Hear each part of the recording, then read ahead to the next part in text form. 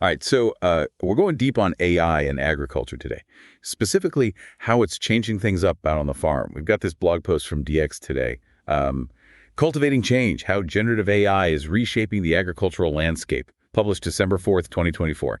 Our mission, to figure out how this cutting-edge tech is transforming farming, from managing crops to taking care of livestock. It really is an area that's moving fast. Lots of potential to completely change how we think about growing food. Yeah, the article dives right into generative AI. And I've got to admit, those GANs sound pretty complex. Can you break it down for us, like in a way that even I can understand? Sure, so imagine you have a computer program that learns to paint. How? By looking at thousands of paintings.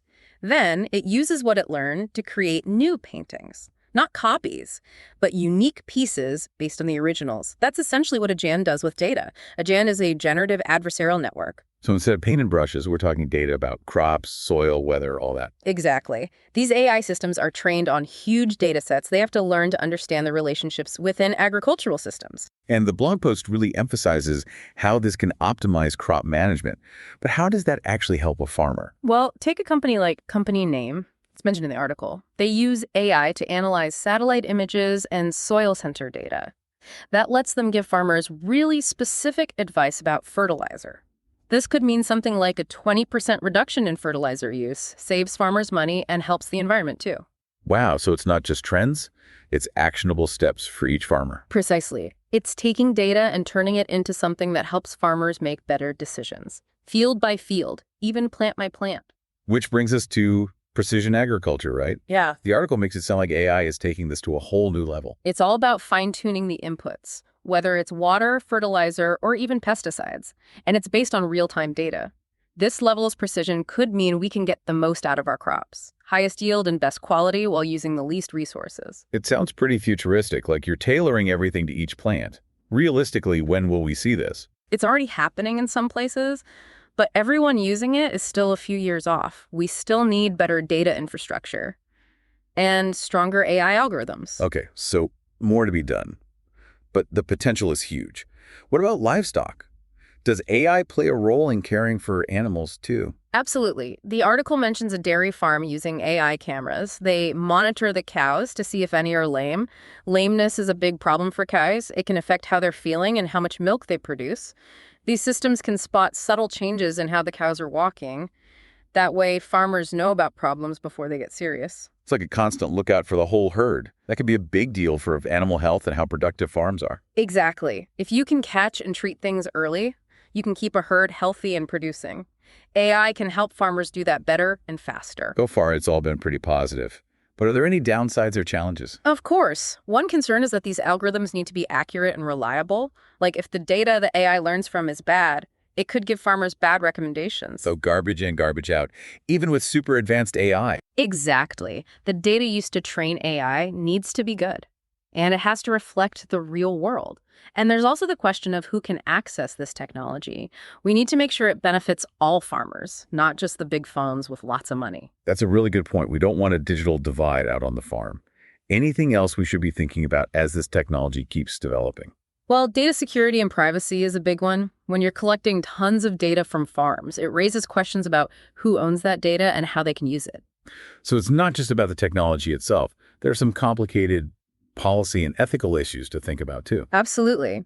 If we want to use AI in agriculture responsibly, we have to think about what it means for society and ethics. Well, that's a good place to take a break. We've covered a lot, from what generative AI is to how it can affect crops and livestock. And we started talking about some of the challenges, things to watch out for as this technology keeps getting better. Yeah, picking up on those challenges. It's complicated bringing AI into agriculture, lots of moving parts. It really is. And it feels like we're just getting started. Before we jump too far into the future, what about right now? Are there companies already using AI on farms? Oh, yeah, definitely. There are tons of startups and bigger companies. They're developing all sorts of AI-powered solutions, everything from keeping an eye on crops to robots that harvest them. Okay, so what are some of the coolest things happening right now? Like, what are the best examples of AI being used on farms? Well, one area that's really growing is using drones and sensors. They collect data on crops. Imagine a drone flying over a field. It has high-resolution cameras that can spot tiny differences in the plants, like whether they're healthy or not, or sensors in the ground that can measure things like moisture and nutrients. So there's like a super high-tech view of the farm, getting details you couldn't see from the ground. Exactly. And that data is used by AI algorithms. The algorithms can pinpoint problem areas, predict how much the farm will yield, even tell the farmer what to do. Sounds really helpful. Yeah. Especially for big farms. But what about smaller farms? Are they being left behind? That's a good point. There is a risk that AI could make things less fair in agriculture. But some companies are focusing on solutions for smaller farms. They're making the technology work for farms that don't have as many resources. That's good to hear. So back to those drones and sensors, what happens to all the data they gather? That's where things get really interesting. We're talking about huge amounts of data. Managing it is super important. That's where cloud computing and data analytics come in. They provide the systems to store, process, and analyze all that data. It's not just the physical stuff, the drones and sensors, it's all the software and systems behind it too. Exactly. It's a whole interconnected web of technology, and it's changing so fast. One of the most exciting developments is using machine learning to create solutions for each individual farm. Personalized AI for farming, what does that actually look like? Imagine an AI that learns everything about your farm. Your soil, the weather, what you're growing, even how you farm. Then it gives you advice based on all that. It's like a custom AI farming assistant. Exactly. And that personalized approach could make farms way more efficient and sustainable. It's about going beyond one size fits all and finding what works best for you. That's a game changer. What other trends in AI for agriculture are you excited about? Decision support systems are really promising. These systems analyze data from everywhere, weather forecasts, market prices, soil conditions, you name it. They use all that to give farmers advice on everything, from when to plant to how much to irrigate. Like a super smart advisor, helping farmers navigate the whole crazy world of modern agriculture. Exactly. And these systems are getting more and more sophisticated. They can factor in things like risk, sustainability, even what consumers want. Wow, that's incredible. But what about downsides? We talked about data privacy. Are there other challenges? Definitely. One of the biggest is data accessibility and interoperability. Right now, a lot of the data from farms is isolated. It's not easy to share it or use it with other systems. So we need to find ways to make data flow more freely, but keep it secure too. Exactly. We need standards so that different systems can talk to each other. That takes cooperation. Farmers, tech companies, researchers, and policymakers all need to work together. That's a big challenge. But it sounds crucial to make AI in agriculture really work. What else is holding us back? Well, we need AI algorithms that are more robust and transparent.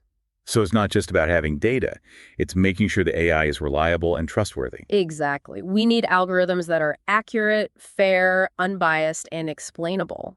Farmers have to understand how the AI is making decisions and trust those decisions. That makes sense. Building trust is key. Any other hurdles to overcome? We need more people who can work with AI in agriculture. So it's not just the tech. It's having the right people to make it work. Exactly. We need to invest in education and training so the next generation of farmers and agricultural professionals can thrive in an AI-powered world. This is all really promising, but also challenging. Where do you see this all going? What's your vision for the future of AI in agriculture? I think AI can revolutionize agriculture, make it more efficient, more sustainable, and more resilient. But to get there, we have to address these challenges. We have to make sure AI benefits everyone, farmers, consumers, and the environment. It's a delicate balance. It is. But I'm optimistic that we can find that balance. AI has come so far in just a few years. I think we're just scratching the surface of what's possible. I'm really inspired by how AI can change how we grow food and how we manage resources. But I also understand the need to be careful and think about the challenges and potential downsides. It's been quite a journey exploring AI in agriculture, from AI drones and sensors to personalized farm assistance. Feels like we're on the verge of some big changes. Yeah, definitely. And like we've been talking about, it's not just the technology itself, it's about how we use it. Exactly. And that brings us to a question for you listening.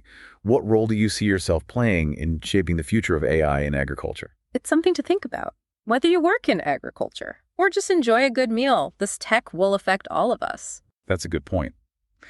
It's easy to think of AI as something abstract, but it's already changing the food we eat and how it's grown. Absolutely. The choices we make now will determine where this technology goes, so it's important to stay informed and be part of the discussion. Okay, so for someone who wants to learn more, where's a good place to start? There are tons of resources out there. Start by reading articles and reports from reliable sources. Look for organizations doing research on ethical AI in agriculture. So go beyond the headlines and really dig in. Exactly. And don't be afraid to ask questions. The more we understand about this technology, the better we can shape its future. What about if someone wants to get more involved? Like beyond reading and researching? You can definitely do that. There are organizations working to influence policy and advocate for responsible AI development. You can support them by donating or volunteering. So there are ways to make your voice heard. Definitely. And even just talking about these issues with friends and family can help. Raising awareness is so important. It's about starting those conversations and getting people to think about what this tech means. Exactly. We all have a part to play in shaping the future of AI in agriculture. Well said. And on that note, I think it's time to wrap up this deep dive. It's been a great conversation. We've covered a lot of ground, from the basics of generative AI to how it could transform farming. We talked about increasing food production and even tackling global food security. We also discussed the importance of ethics, data privacy, and making sure all farmers can benefit from this technology. It's a complex and rapidly evolving field. But hopefully, this deep dive has given you a better understanding of AI in agriculture, the potential it has, and the challenges we need to address. And most importantly, we hope it's made you want to keep learning about this exciting field. Keep learning, stay curious, and be part of the conversation. The future of our food depends on it. Thanks for joining us on this deep dive. Until next time, keep those brains buzzing.